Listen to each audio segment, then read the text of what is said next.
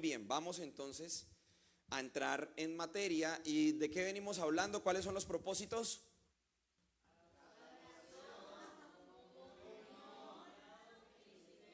No.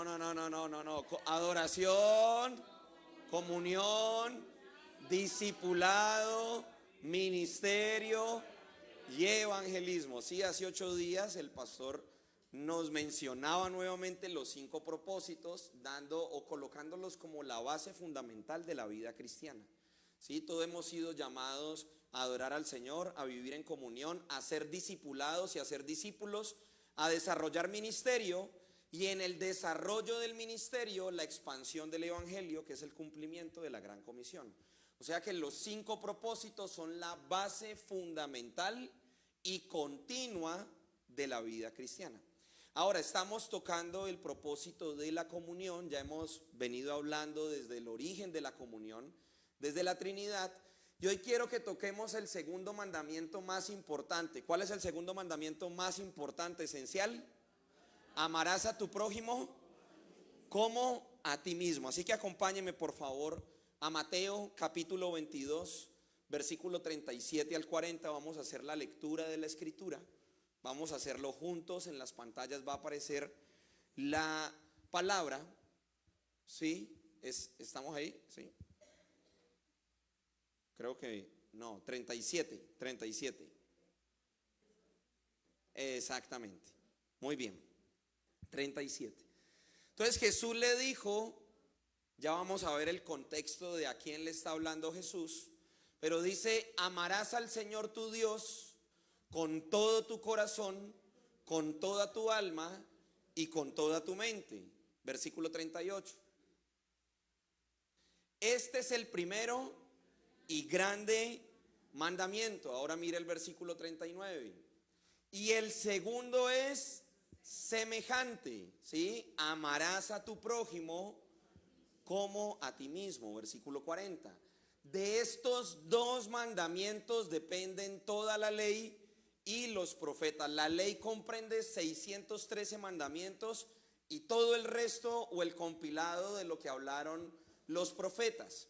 Y resulta que quizá como iglesia y en nuestra vida personal uno se concentra mucho en tratar de desarrollar o permitir que el Espíritu Santo desarrolle a través de nosotros el primer mandamiento. Y dejamos a un lado este segundo gran mandamiento, que aquí es Jesús el que está hablando y está diciendo que es semejante al primero. ¿Qué está diciendo? Que el primer mandamiento es directamente proporcional al segundo. O sea que yo no puedo vivir uno sin vivir el otro, ¿sí? Están unidos, son semejantes, no dice que son parecidos, tienen igual valor. Yo no puedo decir que amo a Dios sin amar al prójimo, y justamente es de lo que vamos a hablar hoy. Ahora, quiero que tengamos unas definiciones claves antes de desarrollar toda la palabra. ¿Qué significa amar?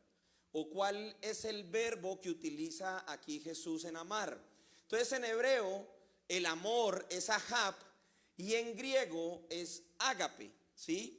Y resulta que este tipo de amor no es una emoción, no es un sentimiento, es una decisión de la voluntad. O sea, es un compromiso activo y leal hacia Dios y hacia las personas que yo tengo al lado.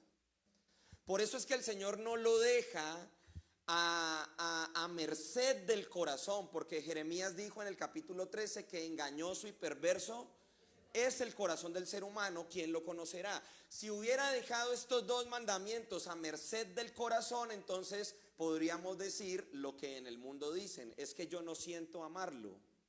Y resulta que aquí no se trata de sentir, aquí se trata de una decisión en la voluntad y un compromiso leal hacia Dios y hacia las personas. Ahora, ¿qué significa el prójimo? Literalmente es el que está cerca, es el que hace parte de la comunidad. Y ahora vamos a ver que Jesús no se inventa este mandamiento, sino que Él lo toma de la ley, ¿sí? Lo toma de Levítico. ¿Qué dice también Jesús? ¿Qué significa amarse como a ti mismo? No ordenas sentir por el otro lo que sientes por ti. sino a actuar hacia el prójimo con la misma diligencia práctica con la que tú buscas tu propio bienestar. Entonces, cuando el Señor nos dice que amemos como nos amamos a nosotros mismos, nos está diciendo que busquemos el bien del otro con la misma diligencia con la que yo busco el bien propio.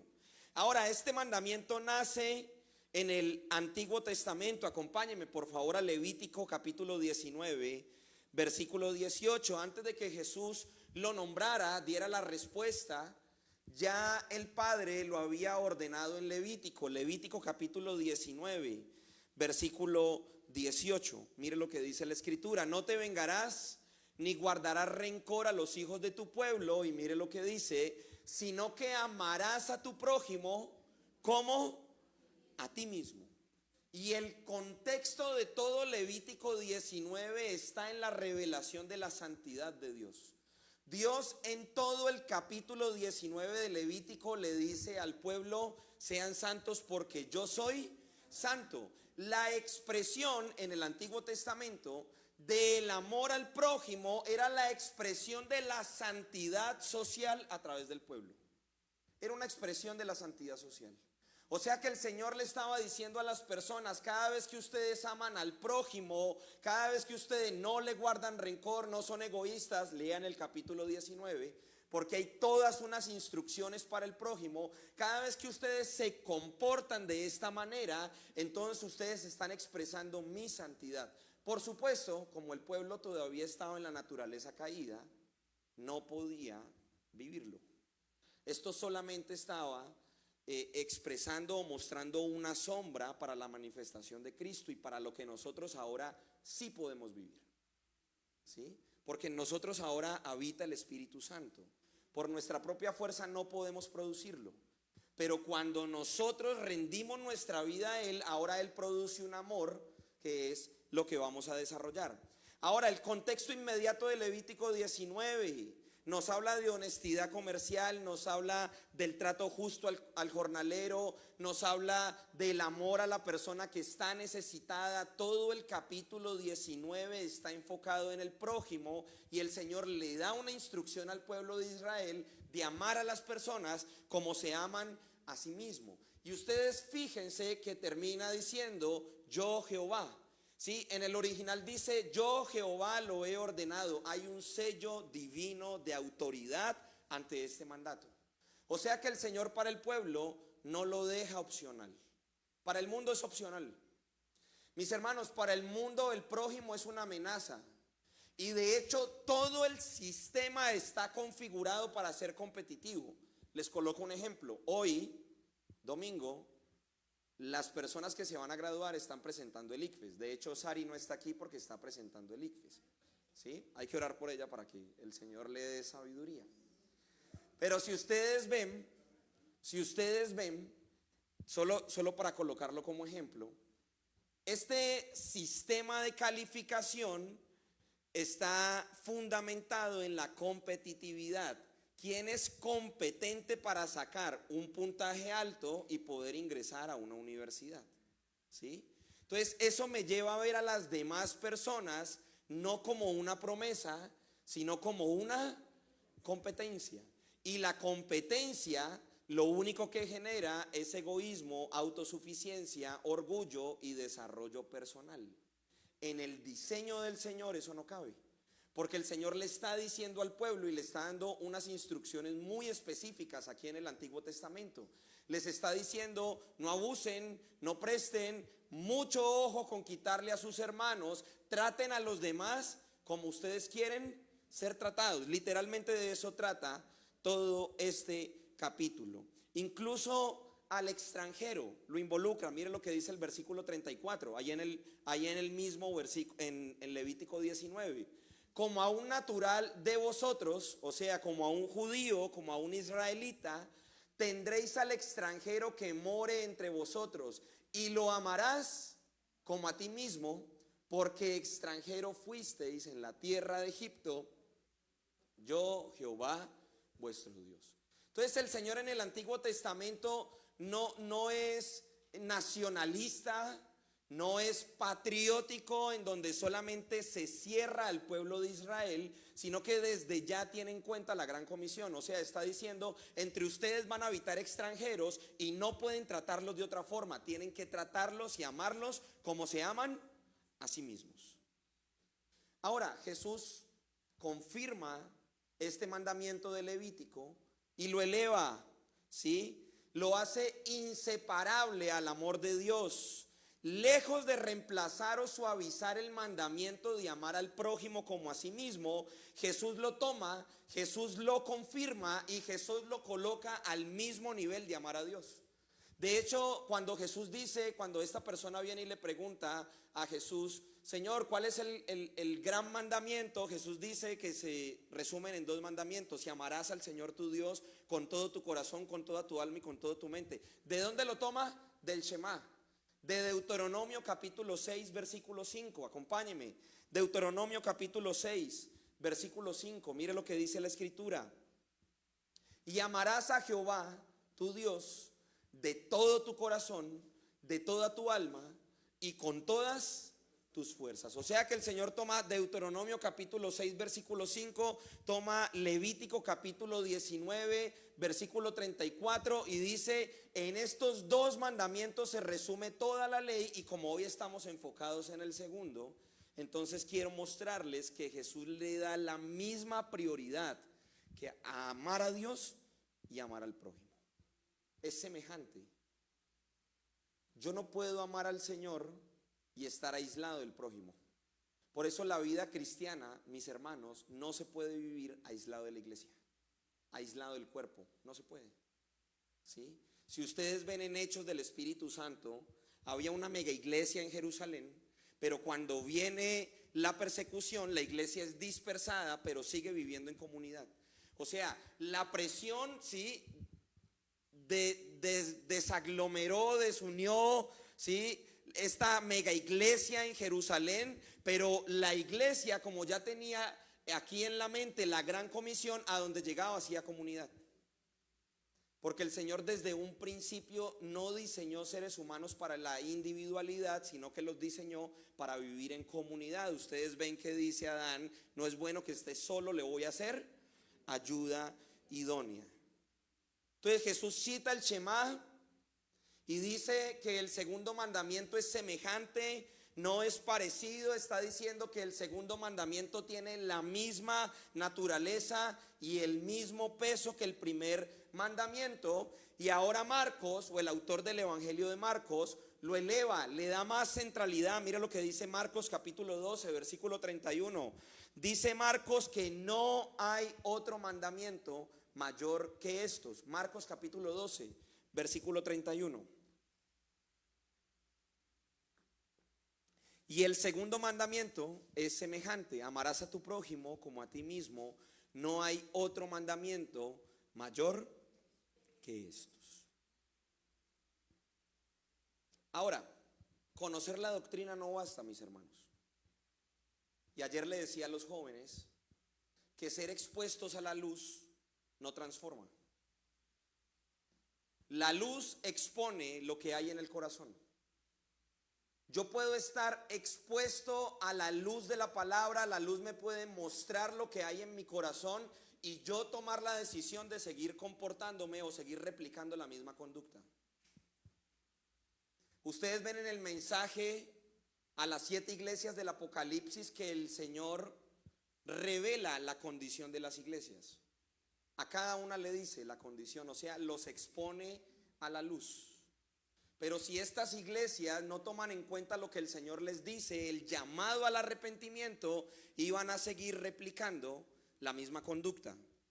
O sea que yo puedo comprender que este segundo mandamiento es semejante al primero, es igual de importante para Dios. Puedo comprenderlo de manera intelectual y seguirme comportando en la comunidad de la misma manera, siendo indiferente, egoísta, orgulloso y aislarme.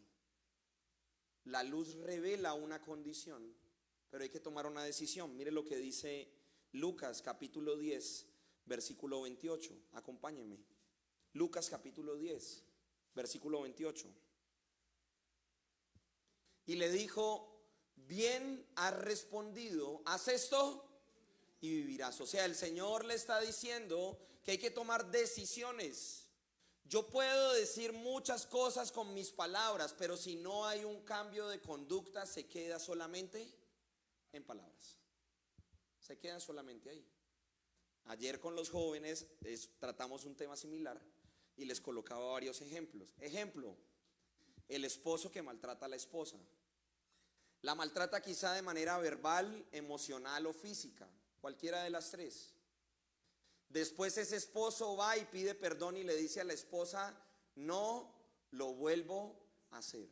Hay una confesión, hay un remordimiento y hay un compromiso. Pero cuando enfrentan quizá otro momento de presión, de tensión, el esposo vuelve y se comporta de la misma manera.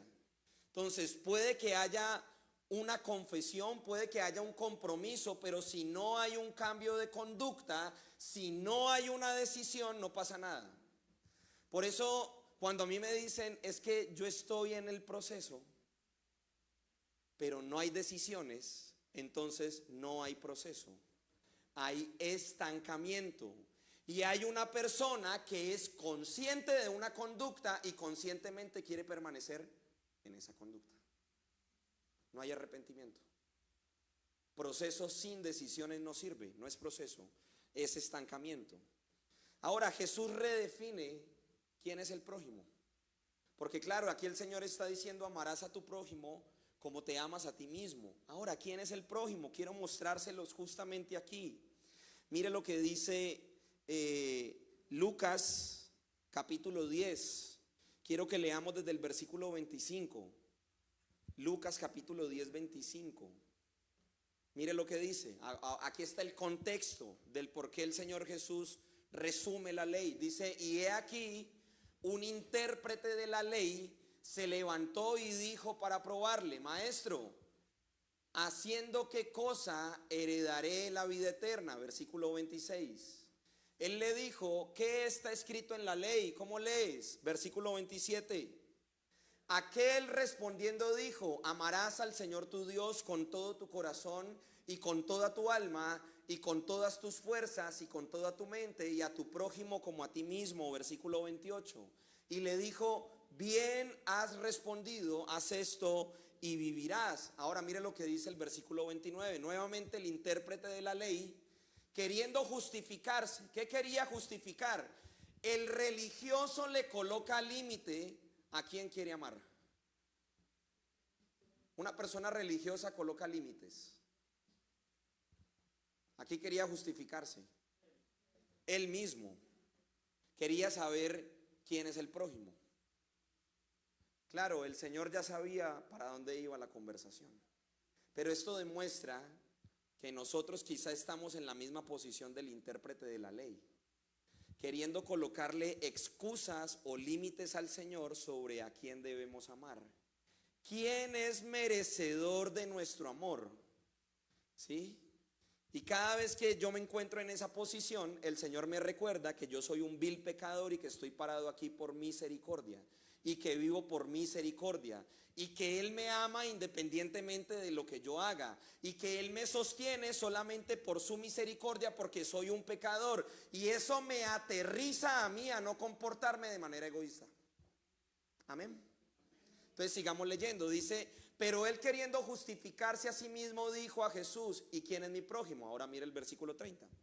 Respondiendo Jesús dijo, un hombre descendía de Jerusalén a Jericó y cayó en manos de ladrones, los cuales le despojaron e hirieron, se fueron dejándole medio muerto. Aconteció que descendió un sacerdote por aquel camino y viéndole, ¿qué hizo? Yo soy el sacerdote que pasó de largo. Versículo 33. Asimismo, un levita llegando cerca de aquel lugar y viéndole, ¿qué hizo? Yo soy el levita, he pasado de largo. Mire lo que dice el 33. Pero un samaritano que iba de camino vino cerca de él y viéndole fue movido a misericordia. Ahora recuerden que entre los israelitas y los samaritanos había un conflicto. Si recuerdan, había diferencias. Unos decían que había que adorar aquí, otros decían que había que adorar acá, otros se reconocían como hijos de Jacob, otros se reconocían como hijos de Abraham. Habían conflictos territoriales, geográficos, culturales, religiosos, habían conflictos entre ellos, y el Señor Jesús eleva el segundo mandamiento, quitando las fronteras étnicas, religiosas, culturales y sociales, diciéndole a las personas que debemos ser movidos a misericordia, porque en nosotros ya no habita el espíritu de la naturaleza caída, sino que habita un espíritu superior. Es lo que estaba haciendo el Señor, es lo que estaba mostrándoles. Sigamos con la parábola. Y acercándose, vendó sus heridas, echándoles aceite y vino, y poniéndole en su cabalgadura, lo llevó al mesón y cuidó de él. Otro día, al partir, sacó 2 denarios y los dio al mesonero y dijo: cuídamele, y todo lo que gaste de más yo te lo pagaré cuando regrese. ¿Quién pues de estos 3 te parece que fue el prójimo que cayó en mano de los ladrones? Versículo 37. Él le dijo: el que usó de misericordia con él. Entonces Jesús le dijo: ve y tú. Ahora, esta es una parábola obviamente provocadora, porque ustedes ven a Jesús y Jesús provocaba, ¿sí? Y los provocaba porque en el corazón de estas personas los movía era la tradición religiosa y no la verdadera esencia de la ley. Ahora, el Señor Jesús lo que hace es que cambia la pregunta. Ya no habla de quién es el prójimo, sino a quién debo amar yo. ¿A quién debemos amar nosotros? ¿A qué es lo que Dios llama amor? Y aquí hay muchos paradigmas que van a tener que quitarse de nuestra mente, porque muchas veces nosotros venimos a congregarnos para que el Señor de manera individual responda a nuestras propias oraciones. Y eso nos lleva a ser ajenos al dolor de la persona que tenemos al lado. Eso nos lleva a ser ajenos a la necesidad de la persona que tenemos al lado. Eso nos lleva a ser ajenos, ni siquiera preguntarle a la persona que tenemos al lado: ¿cómo estás? Y en eso quizá la mayoría del cristianismo se ha convertido, en lugares de consumismo y no de expresión de la persona de Cristo. Hay que tener mucho cuidado con consumir tanto programa y no dar fruto, mis hermanos.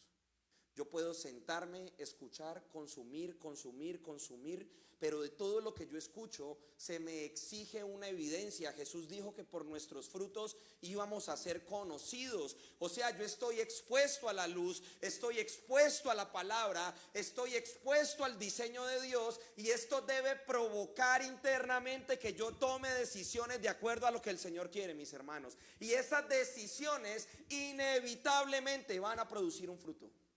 Y ese fruto va a ser o de la naturaleza de Adán o de la naturaleza de Cristo, dependiendo de si yo estoy rendido a Él o escucho, pero no soy hacedor de lo que Él quiere. Ahora, la iglesia apostólica predica este mandamiento como cumplimiento de toda la ley. Entonces Jesús lo reafirma. Y la iglesia apostólica en todas las cartas, en todos los libros, lo sigue predicando. Mira lo que dice Romanos capítulo 13, versículo 9 y 10. Acompáñenme, Romanos capítulo 13.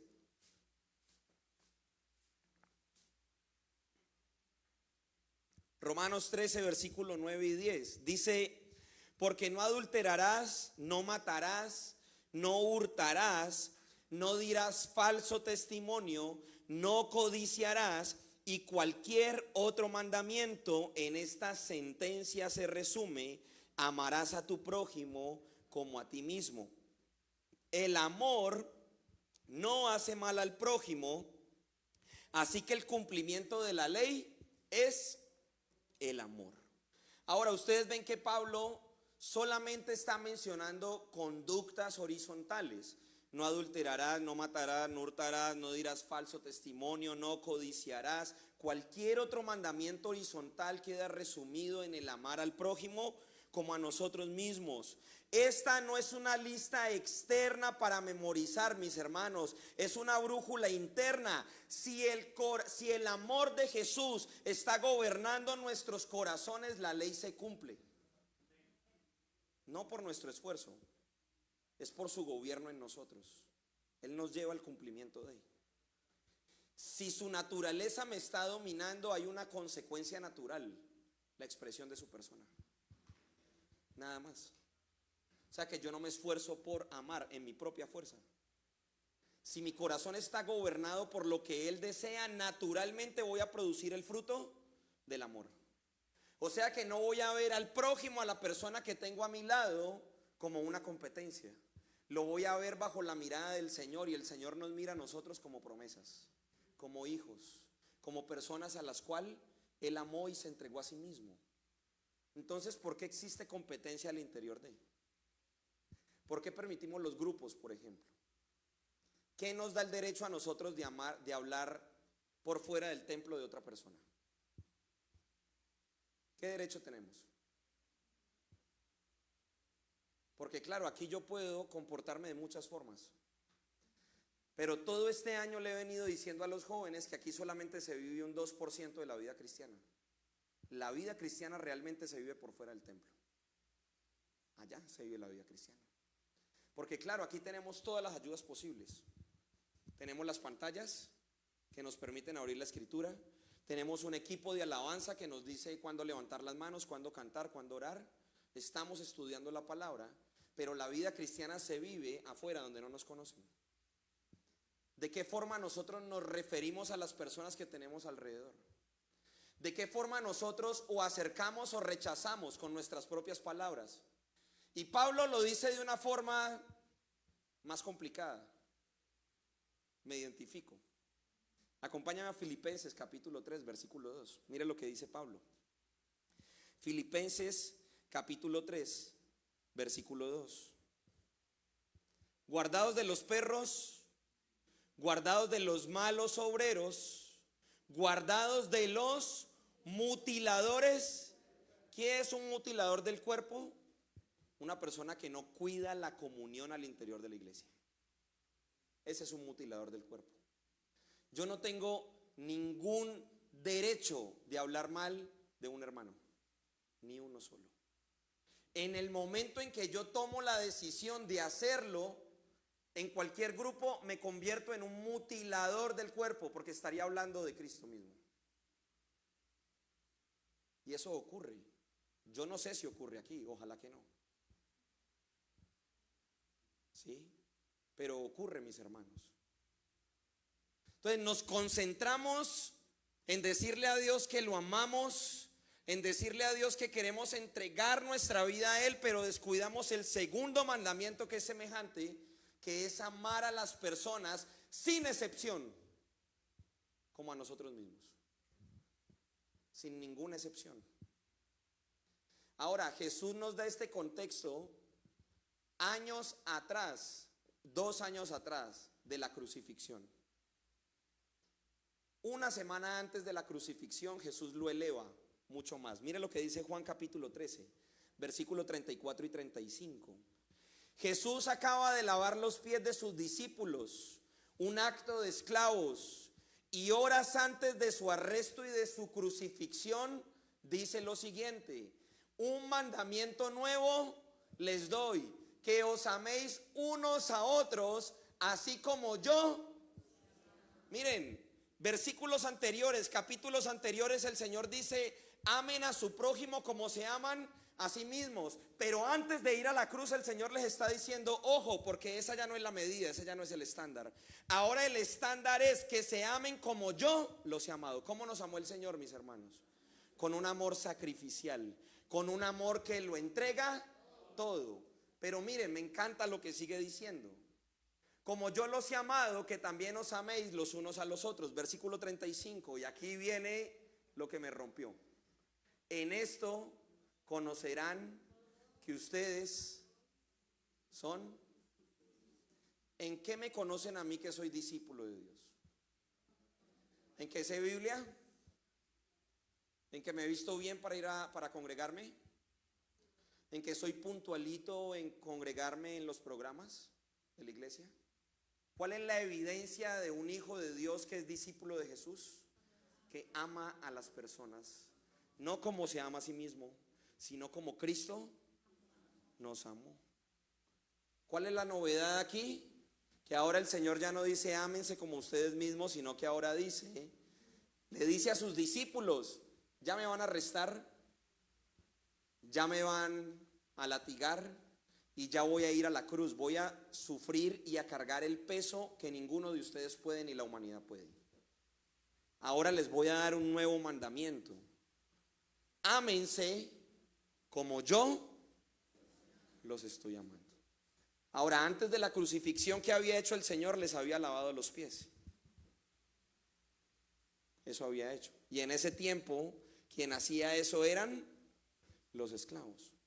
Ahora, Pablo nos daba una interpretación mucho más amplia. Ya lo hemos leído, pero hay que volverlo a leer. Filipenses capítulo 2. Vamos nuevamente a Filipenses capítulo 2. Desde el versículo 1. Por tanto, si hay alguna consolación en Cristo, si algún consuelo de amor, si alguna comunión del Espíritu, si algún afecto entrañable, si alguna misericordia, versículo 2, completad mi gozo sintiendo lo mismo, teniendo el mismo amor. Unánime significa juntos. No hay nadie mayor que nosotros, solo el Espíritu Santo aquí, mis hermanos. Amén. Teniendo el mismo amor, unánime, sintiendo una misma cosa. Versículo 3. Nada hagáis por contienda o por vanagloria, antes bien con humildad, estimando cada uno a los demás como superiores. O sea, yo tengo que estimarlos a ustedes como superiores a mí. Contrario al diseño, al antidiseño de Satanás. Para todo diseño de Dios, Satanás levanta un antidiseño. Para todo diseño. El Señor viene por una novia y Satanás está preparando una ramera. Mírenlo en Apocalipsis. O venga el sábado y estudie con nosotros, los jóvenes.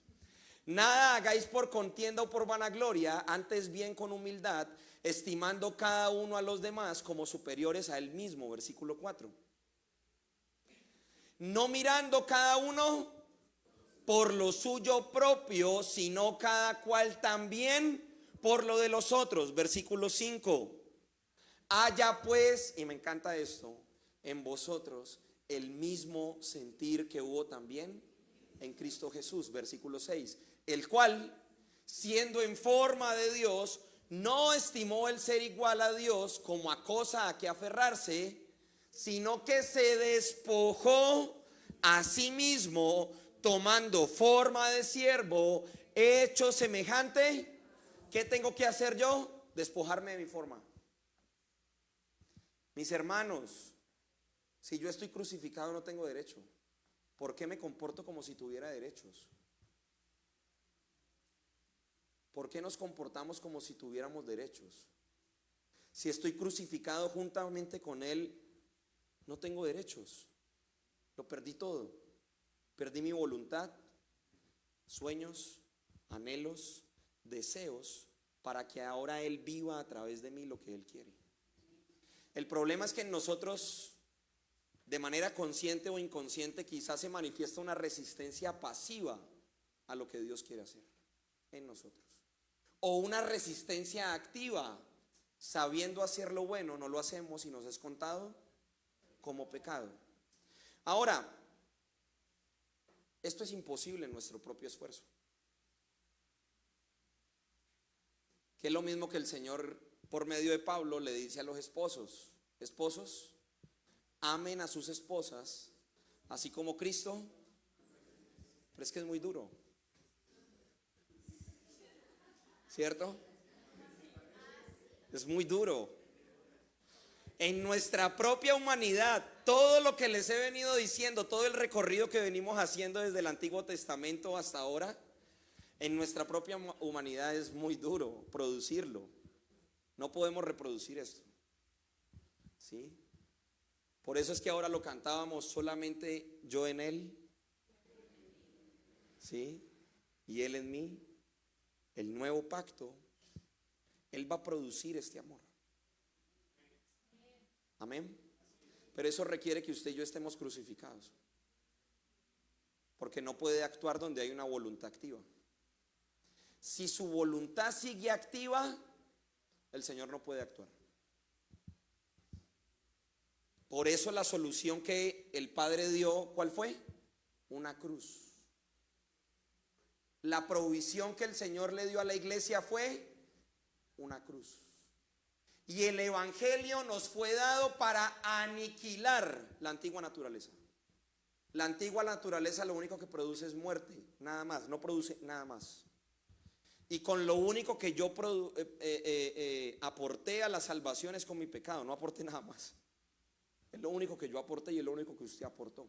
No aportamos nada más. Entonces, si queremos vivir en este nivel de amar al prójimo como Cristo ha amado, inevitablemente usted y yo tenemos que permanecer en la cruz, mis hermanos, crucificados juntamente con Él. De esa manera es posible. ¿Sabe por qué? Porque Él nos amó primero. Y como Él me amó primero, como estoy crucificado con Él, ahora Él produce ese amor a la iglesia y a todo el mundo, sin excepciones, mis hermanos.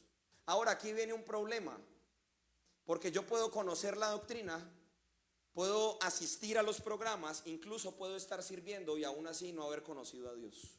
Mira lo que dice Primera de Juan capítulo 4 versículo 8. Acompáñeme. Primera de Juan capítulo 4 versículo 8. El que no ama no ha conocido a Dios, porque Dios en esencia es, en esencia, mis hermanos, en su naturaleza es amor. En el momento en que yo aborrezca a un hermano, eso es una evidencia de que no lo he conocido. Ese es el peligro de hablar mal de otros. Ese es el peligro de hacer grupos. Ese es el peligro de fracturar la comunión al interior de la iglesia. Eso lo único que está evidenciando es que yo puedo hacer parte de toda la rutina religiosa y aún así no haber conocido al Señor, porque no amo, ni siquiera lo tengo en cuenta. Ahora, ahí mismo, pero vamos al versículo 20, ahí mismo en Primera de Juan capítulo 4. Si alguno dice, yo amo a Dios, y me encanta, y al mismo tiempo aborrece a su hermano, ¿qué es? ¿Sí ven el conflicto que hay? ¿Sí ven por qué tenemos que empezar a ser responsables con nuestras relaciones interpersonales? ¿Sí ven por qué tenemos que ser responsables con cuidar y proteger la comunión al interior de la iglesia? Porque esto ya está denotando el conocimiento y la experiencia que yo tenga con el Señor. Yo puedo haber pasado años desarrollando toda la tradición religiosa y aún así no haberlo conocido, porque todavía sigo permitiendo conductas en mi corazón que traen fractura al interior de la iglesia, al interior de las familias, porque no es solamente aquí. Si alguno dice yo amo a Dios y aborrece a su hermano, es mentiroso, pues el que no ama a su hermano, ¿a quién ha visto? ¿Cómo puede amar a Dios a quien no ha visto? Entonces, si yo no soy capaz de amar a mi hermano con el que comparto, ¿cómo digo amar al Señor? Si Juan capítulo 3 versículo 16, ¿qué dice? Porque de tal manera amó Dios al pueblo de Israel, ¿no? Porque de tal manera amó Dios a unos cuantos elegidos, predestinados para salvación, ¿no? Porque de tal manera amó Dios sin excepciones. ¿Por qué nosotros colocamos excepciones? ¿Por qué yo coloco excepciones? Porque se está manifestando Adán y no Cristo. Si se estuviera manifestando Cristo, eso no pasaría. Identifíquelo. Permita que el Espíritu Santo traiga convencimiento de pecado, de justicia y de juicio, mis hermanos. Porque esta conducta no se puede replicar. No puede pasar. Yo tengo una misión, bueno, muchas, pero tengo una misión: perseguir los grupos y perseguir todo aquello que fracture la comunión. Y yo le decía a Dora ayer, le decía, hay tres cosas que pueden pasar: o nos ajustamos y caminamos todos juntos, o hay personas que se van, o hacen una asamblea y me sacan. Pero no podemos permitirlo. No se puede permitir, porque en el momento en que se tolera se vuelve un veneno y fractura, ¿sí? Y lo único que genera es apariencias. Venimos, nos sentamos, escuchamos, pero por fuera actuamos de otra forma. No se puede permitir. El pecado hay que denunciarlo, mis hermanos, y el Señor lo hace. ¿Sabe cómo amó al joven rico? Lo confrontó con la verdad. El joven rico le dijo: Señor, ¿qué debo hacer para obtener la vida eterna? Y usted lo ve ahí en Lucas, en el Evangelio, que antes de que el Señor le respondiera, dice Lucas que el Señor lo amó y le dijo: ve y vende todo lo que tienes y sígueme. La forma en la que el Señor me ama es confrontándome con la verdad. La verdad duele, pero nos purifica, nos limpia, nos reconforta y nos construye a la imagen de Cristo. Entonces, por eso no se puede permitir. Un ejercicio práctico, ¿cuál es? En el momento en que usted vengan a hablarle algo, vamos a hablar directamente con la persona. Vea, eso se quita, ¿sí? No preste sus oídos para el mal, no los preste. No preste su boca para hablar de otras personas, no lo haga. Porque esta boca fue diseñada solamente para alabar al Señor. Usted y yo fuimos diseñados para glorificarlo a Él. De hecho, cuando la comunión al interior de la iglesia está fracturada, afecta a la gran comisión. ¿Sabe por qué? Porque afuera están diciendo: pasa lo mismo que en el mundo, ¿para qué voy a ir allá? ¿Sí o no? Pasa lo mismo. Es como si estuviéramos trayendo todos esos comportamientos y conductas tóxicas y las toleráramos al interior de. No se puede tolerar, ¿sí? Por supuesto, hay unos aprendizajes, hay una curva de aprendizaje para cada uno de nosotros por medio del Espíritu Santo, pero esto requiere decisiones en el corazón, requiere decisiones, ¿sí? Mire lo que dice Primera de Juan capítulo 3, versículo 14 y 15. Hay unas implicaciones para las personas que se niegan a vivir o comienzan a aplazar el resolver conflictos. Mire lo que dice: nosotros sabemos que hemos pasado de muerte, o sea, se cumple Colosenses 3:16, fuimos trasladados del principado de las tinieblas al reino de luz del Hijo amado. Perdón, Colosenses 1:13, 3:16 es que la palabra de Cristo more de manera sobreabundante. Colosenses 1:13 está diciendo aquí: fuimos trasladados. Ahora dice: nosotros sabemos que hemos pasado de muerte a vida en que amamos. O sea, está diciendo, la evidencia que se manifiesta de que usted ha sido trasladado del principado al reino de luz es que usted ama. Esa es una evidencia. Dice: el que no ama a su hermano, ¿en dónde permanece? En la naturaleza de Adán. El que no ama permanece en Adán. El que sigue insistiendo en esa misma conducta permanece en Adán. Todo aquel que aborrece a su hermano es un homicida.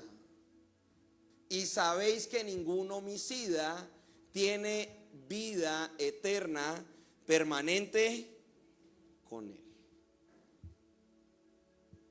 Entonces tenemos que aprender a resolver los conflictos. Y la Escritura nos enseña a resolver los conflictos. Porque la tendencia de la naturaleza de Adán, ¿sabe cuál es? Aislarse. Esa es la tendencia. Y ustedes ven cómo cuando hay conflictos o tensiones, las personas no están enseñadas a hablar, sino que se aíslan. Prefieren hacerse a un lado. Naturaleza de Adán. Antidiseño satánico. Yo no lo odio, yo lo tolero. Ese es el vocabulario de los cristianos. Yo lo tolero. Nos podemos tolerar en el mismo espacio, pero nada que ver. Entonces aquí el apóstol nos está diciendo: el que no ama a su hermano permanece en la naturaleza de ¿quién? Permanece en la muerte, permanece ahí. Y hay unas implicaciones. Porque cuando hay rencores, cuando hay conflictos sin resolver, tensiones, desacuerdos, eso lo que trae es que el corazón y el espíritu se cicatricen. Hay un endurecimiento del corazón. Cada vez que yo aplazo el hablar, cada vez que yo aplazo el resolver el conflicto, lo único que hace es endurecer mi corazón. Y Pablo le dice a la iglesia de Tesalónica: no apaguen al Espíritu Santo. Eso apaga al Espíritu Santo, mis hermanos. Aplazar la resolución de conflictos en cualquier espacio social apaga al Espíritu Santo, porque el Espíritu Santo anhela que vivamos en comunión.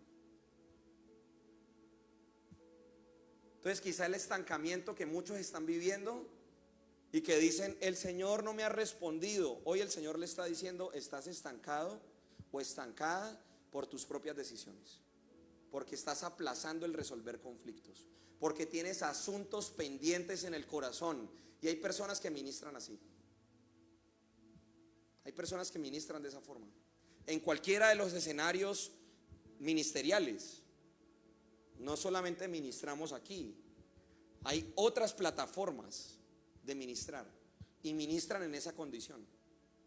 Y es triste, porque usted y yo somos portadores del Espíritu Santo. Y quiere decir que estamos comportándonos como se comporta el mundo. ¿Cómo se comporta el mundo? Se aleja, se trata mal, tienen estos lenguajes. Yo lo tolero, yo la tolero. Hay ese tipo de lenguajes, ¿sí? Pero en Cristo es distinto.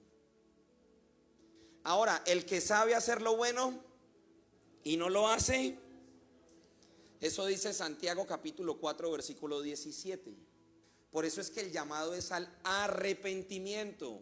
¿Qué es el arrepentimiento en el Nuevo Testamento? Es el metanoia. Y metanoia dice que si yo voy por este camino y me arrepiento, cambio de camino. ¿Y hacia qué camino estamos direccionados a ir? Hacia Cristo, que dice que yo soy el camino, la verdad y la vida. Nadie viene al Padre si no es. No aplacen, mis hermanos, el resolver los conflictos. Y la persona más madura es la que toma la decisión de ir a resolver el conflicto. El más maduro toma el primer paso, ¿sí? Ahora, yo puedo hacer muchas cosas para Dios, pero si no tengo amor, leámoslo. Primera de Corintios capítulo 13 versículo 1. Ya vamos, como dice el pastor Juan Carlos, aterrizando. Pero esto que he dicho apenas es la introducción. Acá tengo otros. Primera de Corintios capítulo 13 versículo 1 dice: si yo hablase lenguas humanas y angélicas y no tengo amor, vengo a ser como metal que resuena o címbalo que retiñe. Versículo 2. Y si tuviese profecía y entendiese todos los misterios y toda ciencia, y tuviese toda la fe, de tal manera que trasladase los montes, y no tengo amor, nada soy. Versículo 3. Y si repartiese todos mis bienes para dar de comer a los pobres, y si entregase mi cuerpo para ser quemado, y no tengo amor, de nada. Aquí que está diciendo que yo puedo hacer muchas cosas para el Señor, pero si no tengo amor, eso no vale. Eso no sirve. Sigamos leyendo, versículo 4. El amor es sufrido, es benigno, el amor no tiene envidia, el amor no es jactancioso, no se envanece, no hace nada indebido, no busca lo suyo, no se irrita, no guarda rencor. Esta me cuesta esa. No se goza de la injusticia, mas se goza de la verdad. Versículo 7. Todo lo sufre, todo lo cree, todo lo espera, todo lo soporta. Vea, yo he sido rencoroso. He sido rencoroso yo. El Señor me ha venido cambiando, pero a mí un rencor me duraba meses, un rencor en el corazón. Me duraba mucho tiempo, en serio. Y eso es dañino, eso es tóxico, eso lo fractura a uno, eso le rompe la identidad a uno. Entonces, en el momento en que uno toma la decisión para que el Espíritu Santo actúe, ¿sabe qué hace el Espíritu Santo? Actúa. Porque a la verdad el Espíritu está dispuesto, pero la carne es. Entonces yo aprendí que mis conflictos no podía posponernos, tenía que resolverlos y debía ir a resolverlos. Y así esta carne no quisiera, yo sabía que esa era la voluntad de Dios. ¿Y sabe qué hacía el Señor? Empezaba a cambiar mi forma de sentir y mi forma de pensar. Lo único que puede sabotear la voluntad de Dios en nuestra vida son nuestras propias decisiones. Nada más. Lo único que puede sabotear la voluntad de Dios para ti y para mí es mi propia decisión. Lo que me mantiene estancado a mí en una misma condición son mis propias decisiones, son mis propias maneras. Mire, aquí habemos, no sé, 80, 90 personas. Todos nosotros crecimos en distintos espacios geográficos, distintas maneras, fuimos educados, fuimos formados, pero ahora hemos sido regenerados en Cristo y necesitamos desaprender para aprender la forma del reino, mis hermanos. Por eso en Cristo no hay excusas. Si usted es portador del Espíritu Santo, yo le pido encarecidamente, no ponga excusas. Porque el mismo Espíritu que levantó a Cristo entre los muertos es el mismo Espíritu que habita en mí. Para mí hay límites, para el Señor no. Entonces, ¿quién pone el límite? Soy yo. ¿Sí? Nadie más. Entonces ya el Señor ya nos dice que es importante no amar al prójimo como me amo a mí mismo, sino que yo debo amar a las personas como Él nos ha amado. Y Él nos ama con un amor sacrificial, con un amor que no pone lo suyo por delante, con un amor que todo lo cree, todo lo sufre, todo lo soporta. Ese es el amor. Y si internamente no podemos resolverlo, olvidémonos de ir a evangelizar. Olvídese. Porque esto no es de ir y contar un mensaje. Esto no es de ir y entregar un folleto. No, de eso no se trata. El evangelismo no es un evento. El evangelismo es natural para una persona que ha comprendido el evangelio. Es natural, lo expresa de manera natural. No hay que decirle a la persona, vaya, venga, acompáñenme, vamos a repartir volantes, quién viene, quién no viene. No, es una expresión natural de aquel que ha comprendido el evangelio, porque sabe que todos tienen necesidad del amor del Señor, así como yo todos los días tengo necesidad de su gracia, de su amor y de su misericordia, mis hermanos. Entonces yo quiero decirles, por favor, solucionemos nuestros asuntos pendientes. Hoy, ojalá. Y si alguien tiene un asunto pendiente conmigo, yo le pido encarecidamente que me invite a almorzar, porque tengo hambre. Entonces no me vaya a coger ahí así con hambre. Porque si usted ve, si usted nota, todas las conversaciones importantes que tuvo Jesús con sus discípulos y con las personas, ¿sabe qué había? Había una mesa y había comida. Porque aquí no se trata de tener razón. No se trata de quién va a ganar la discusión. De eso no se trata. Se trata de aclarar y de avanzar como hermanos. Amén. Y de pedirse perdón mutuamente. Ahora, el Señor me dijo que les trasladara 5 acciones prácticas para esta semana. Usted verá si las hace. Yo se las traslado. Número 1, reconciliación pero concreta. Porque a veces hay esas oraciones como abstractas de Señor, no sé quién tendrá algo contra mí, pero lo perdono. No, eso así como abstracto, como que no se sabe quién. No, hay reconciliación concreta. ¿Sí? No sé qué te hice, pero perdón. No, así no funciona. Identifique una persona con la cual usted tiene rencor, diferencias, distancia y dé el primer paso de reconciliación. Amén. Primera acción concreta. Segunda acción concreta: ampliar el círculo. Amplíe su círculo. Pregúntese: ¿a quién he excluido de mi definición de prójimo? ¿A quién usted tiene excluido de su definición de prójimo? Hágase como el samaritano. Hágase prójimo de esa persona esta semana. Esa es la número 2. O sea, amplíe su círculo. Número 3, un servicio tangible. Realice un acto concreto de servicio o ayuda material hacia alguien vulnerable de su comunidad sin esperar nada a cambio. Sin esperar nada a cambio. Amén. Mire, la canasta del amor la tenemos vacía. Perdón, ¿no? Pero aquí había que aprovechar aquí. Yo lo anoté, la canasta del amor. Número 4, tarea número 4, un examen honesto. Examine si su amor a Dios se traduce en amor visible a sus hermanos. Examine eso. Todo lo que usted le dice al Señor de que lo ama se traduce de manera visible a sus hermanos. Y número 5, oración por el fruto. Ore pidiendo que el fruto del Espíritu, el amor, crezca en usted, reconociendo que dependa de la obra de Cristo y no de su fuerza de voluntad. Entonces, para esto hay que ser intencionales. Como yo sé que no puedo producir ese amor, ustedes recuerdan cuando Jesús nuevamente se encuentra con Pedro y le dice: Pedro, ¿me amas? ¿Sí recuerdan? Y ya Pedro no estaba tan acelerado como en la última cena, que le dijo al Señor: yo voy por ti hasta la muerte, el resto te van a abandonar, pero yo te amo, y si tengo que ir a la cruz contigo, voy a la cruz. No, ya ese Pedro no estaba tan acelerado. Ahora Pedro le está respondiendo al Señor: Señor, tú sabes que yo te quiero.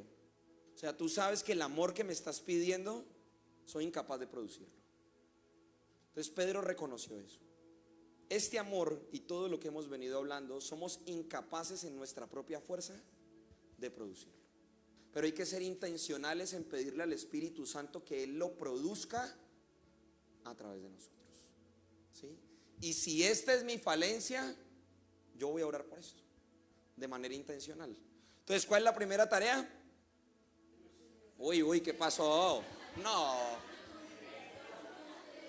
Volvamos nuevamente. La predicación se llama amarás a tu prójimo como a ti mismo. La primera tarea, ¿cuál es?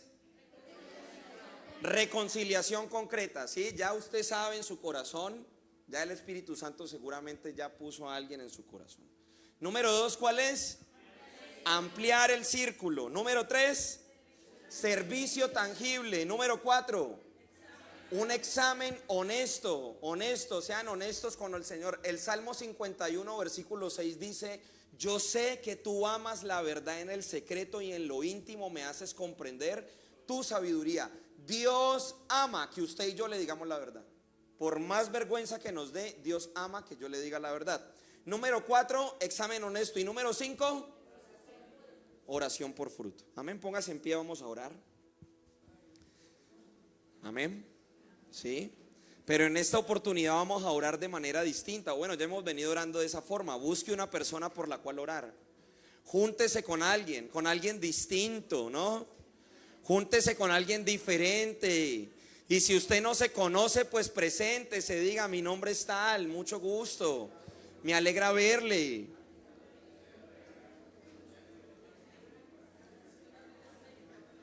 Me alegra verle en esta mañana, dígale: gracias por estar aquí. Su presencia me bendice. Vamos, que no quede nadie solo, Busquen a alguien. Busquen a alguien por quien orar. Vamos a hacerlo juntos. Se trata de Él y de nadie más. Bueno. ¿Listos? Bueno, era contarse el nombre, no contarse la semana. Muy bien. Cierre sus ojos, tome de las manos, vamos a orar. Y usted va a orar por su hermano, por su hermana, va a bendecirle. Y Señor, te damos gracias por tu voluntad. Gracias porque tú eres bueno. Gracias, Señor, porque tú estás aquí con nosotros. Es tu palabra la que ha iluminado nuestras vidas. Eres tú, Señor, el que ha expuesto nuestros corazones a tu palabra. Y cuánto lo necesitamos, Señor. Cuánto necesitamos ser expuestos a la luz de tu palabra, Señor. Y hoy te presento la vida de mi hermano, de mi hermana. Solamente tú conoces las luchas, las necesidades. Yo te pido que le bendigas. Yo te pido que le guardes. Yo te pido que le fortalezcas, Señor, y que le ayudes en esta semana, amado Señor.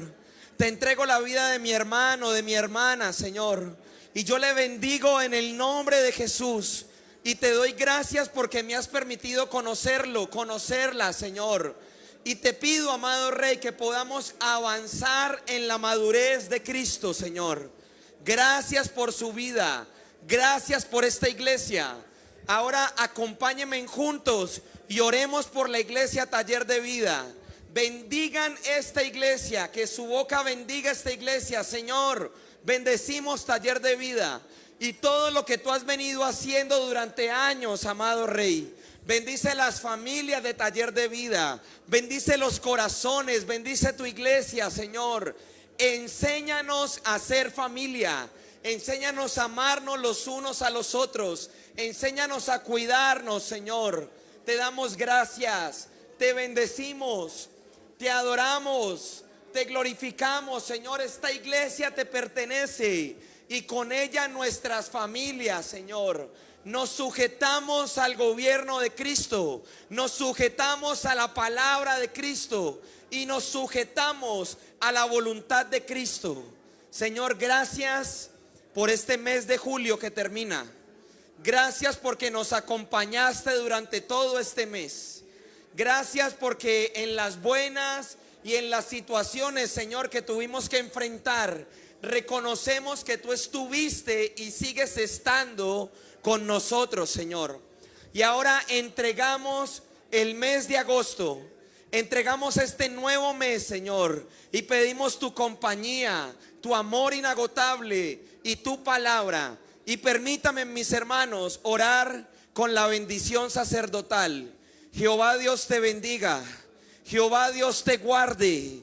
Jehová Dios haga resplandecer su rostro sobre ti y tenga de ti misericordia. Y el Señor le dijo a Moisés: Moisés, colocarás mi nombre en el pueblo. Y hoy coloco el nombre de Jesús sobre tu vida, sobre tu familia, sobre todos los proyectos y sobre este nuevo mes que iniciamos. En el nombre de Cristo Jesús, a Él sea la gloria, la honra, el poder y toda la exaltación por los siglos sempiternos. Amén, amén y amén. Denle un fuerte aplauso al Señor.